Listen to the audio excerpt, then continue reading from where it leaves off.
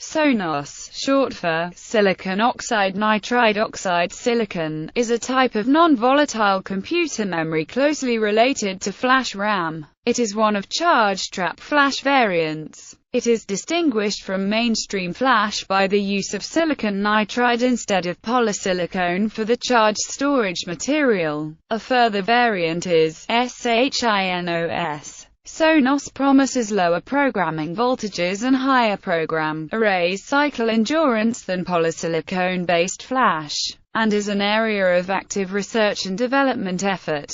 Companies offering Sonos-based products include GlobalFoundries, Cypress Semiconductor, Macronix, Toshiba, and United Microelectronics Corporation. Description: a Sonos memory cell is formed from a standard polysilicon N-channel MOSFET transistor with the addition of a small sliver of silicon nitride inserted inside the transistor's gate oxide. The sliver of nitride is non-conductive but contains a large number of charge-trapping sites able to hold an electrostatic charge. The nitride layer is electrically isolated from the surrounding transistor. Although charges stored on the nitride directly affect the conductivity of the underlying transistor channel, the oxide-nitride sandwich typically consists of a 2 nm thick oxide lower layer, a 5 nm thick silicon nitride middle layer, and a 5 to 10 nm oxide upper layer. When the polysilicon control gate is biased positively, electrons from the transistor source and drain regions tunnel through the oxide layer and get trapped in the silicon nitride. This results in an energy barrier between the drain and the source, raising the threshold voltage Vt. The electrons can be removed again by applying a negative bias on the control gate. A Sonos memory array is constructed by fabricating a grid of Sonos transistors which are connected by horizontal and vertical control lines to peripheral circuitry such as address decoders and sense amplifiers. After storing or erasing the cell, the controller can measure the state of the cell by passing a small voltage across the source-drain nodes. If current flows, the cell must be in the no trapped electrons state, which is considered a logical 1. If no current is seen, the cell must be in the trapped electrons state, which is considered as 0 state. The needed voltages are normally about 2 V for the erased state, and around 4.5 V for the programmed state. Comparison with standard flash.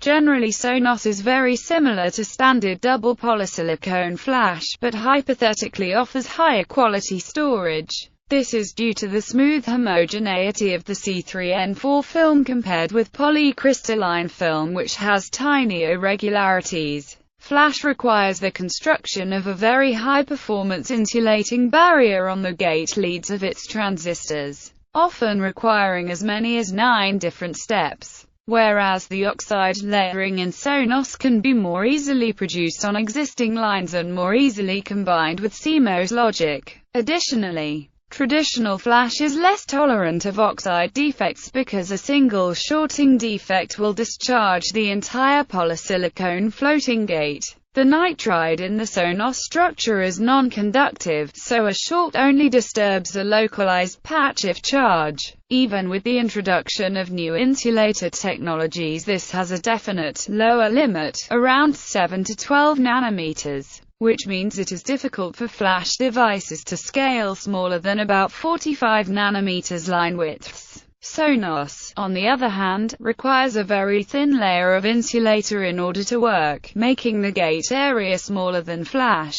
This allows Sonos to scale to smaller line width, with recent examples being produced on 40 nanometers fabs, and claims that it will scale to 20 nanometers. The line width is directly related to the overall storage of the resulting device, and indirectly related to the cost. In theory, Sonos' better scalability will result in higher capacity devices at lower costs. Additionally, the voltage needed to bias the gate during writing is much smaller than in traditional flash.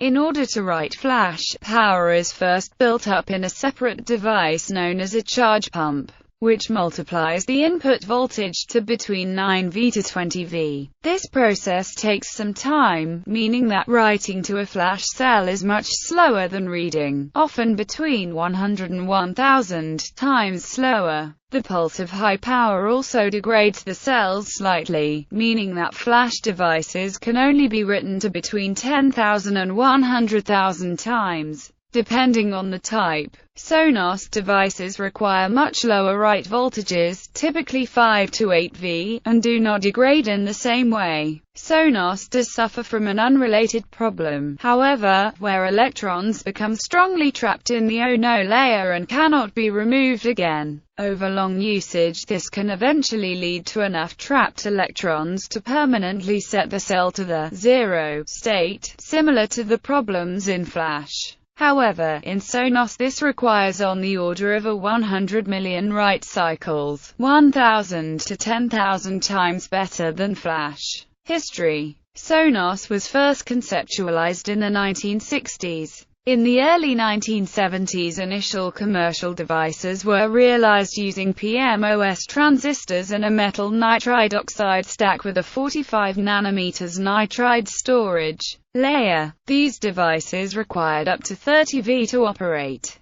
By the early 1980s, polysilicon and MOS-based structures were in use with operating voltages under 20V. By the late 1980s and early 1990s, PMOS Sonos structures were demonstrating program arrays voltages in the range of 5 to 12 volts. Current efforts. Philips was one of the groups working on Sonos devices, and have produced small 26-bit demonstrators with excellent lifetimes at a 120 nanometers line width. It is not clear if this research is ongoing, however, given the rapid advances in flash technology that have led to very large gains in areal density. Other groups are also working on Sonos for more specialized tasks, notably military and space systems due to its excellent radiation hardness. In 2007, Spansion announced the development of Sonos flash memory using its Mirabit technology. Infineon and later its spin-off Keymonda also produced Sonos flash memories.